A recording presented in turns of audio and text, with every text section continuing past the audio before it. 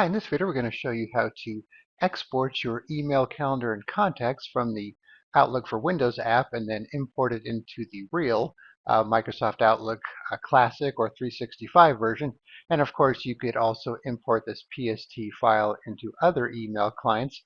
Alright, so the reason for doing this can vary, of course. So let's say you want to get rid of this one account that you have configured, but you want to have a copy of all your email and then import it into the Outlook Classic now that you've upgraded your Microsoft software, and you want to just have a backup or a way to access this old mail because maybe you're not going to be using it any longer.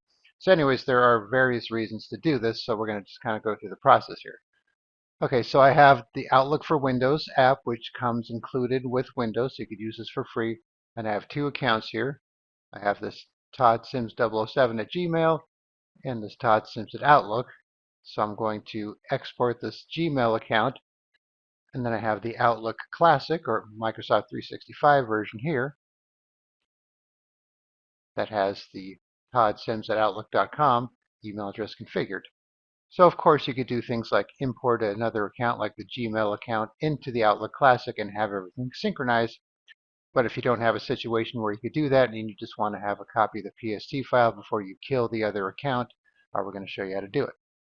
Okay, so we have the Outlook for Windows app open here. So if we go to File, Open and Export, we have the option here to export.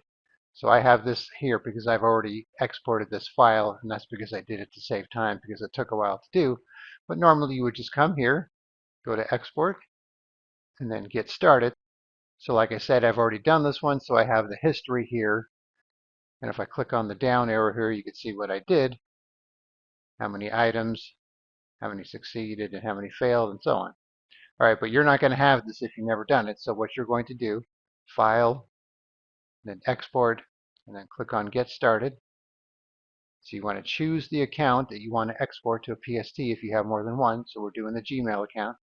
All right, so we're going to pick our top level folder here, so that way we keep all of our other folders and calendar and contact information. And then this box is checked here by default to include subfolders. So then you click on Next.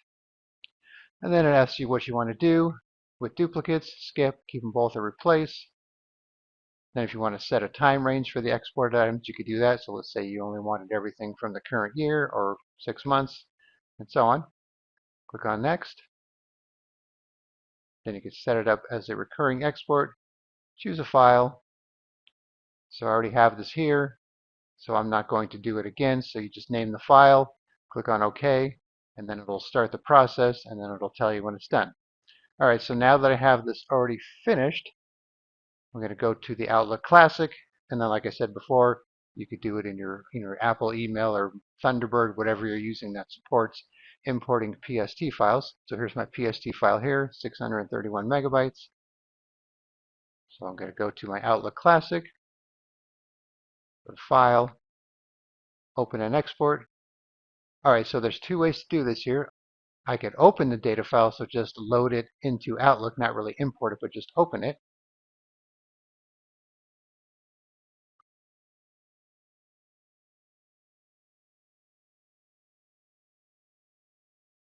So here's the data file right here. Then I could right click on it, close it when I'm done. So that's not importing it, like I said, it's just kind of opening it. And then you could do that as long as you don't move the data file. You could do it that way. Or what you could do, go back to Open and Export, go to Import Export. So now we'll import from another program or file. Pick a PST file. So now we have the option to browse to that PST file here. And then if you want to replace duplicates or allow duplicates or do not import duplicates, we'll just go with the default here. Click on Next. Outlook data file. You can see if we click on it, it shows what's going to be imported. We're going to include the subfolders. And now you can choose to import items into the current folder, or the default is to import items into the same folder in this account here. So that way we'll kind of have things kind of mixed together. So we'll try this out, but of course it's up to you.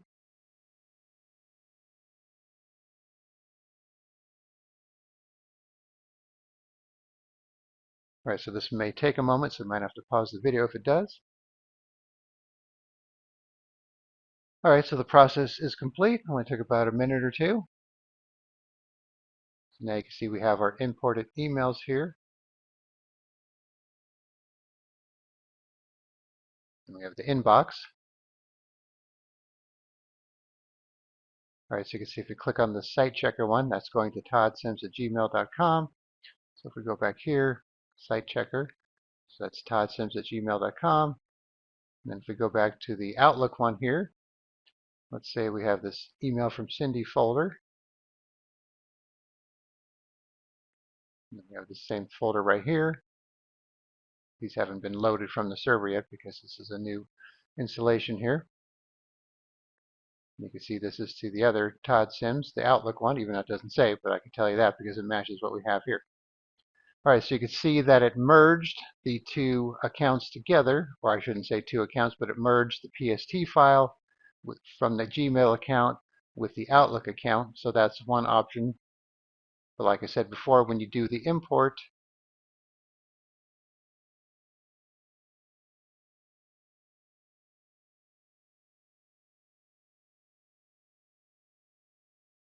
you have the option to import them into the current folder or import them into the same folder. So of course you're going to have to decide which one you want to use when you set that up. All right, so let's check out the calendar, see if that came over. All right, so we have the vet appointment. If I go back here to calendar, so this is the Gmail one, so we have the vet appointment there, so that worked. And if we go to contacts here, we have Abby.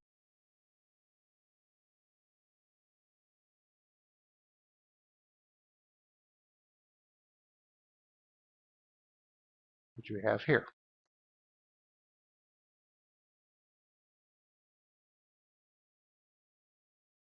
And then for the Outlook account, we had Carl Jackson, for example, right here. So it merged the contacts as well. So once again, you're going to have to decide how you want to import your PST. All right, so let's go back to the starting here. All right, so let's go back to the file menu one more time here. So if you just want to open the PST file and not import or merge anything, you should use this option here to open the Outlook data file. But just keep in mind, if you delete that PST file or move it, it's not going to show up, and you're either going to have to, point it to where you moved it to, or restore it if you accidentally deleted it. Otherwise, you're not going to have your emails there. But if you do the import option here, then you'll actually import the email, calendar, and contacts into your other email application, and that way you'll be able to view them as if they were part of the program. And then, of course, you have to keep in mind that depending on what email program you're using, it might not work the same or merge the same. So this is just going from Outlook for Windows to the Outlook Classic or 365 version. And then also, while we're on the subject here, go back to the email here, open and export. You could also import from Outlook Classic into Outlook for Windows if you want to do that. And you could also import an EML file.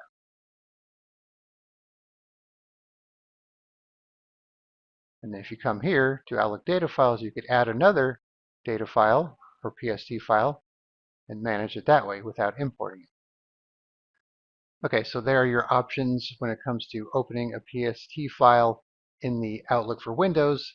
So you could either export it from Outlook Classic or whatever other app supports exporting PST files, and then add it here to view it and look at your email. You can't import it unless you actually import from Outlook Classic.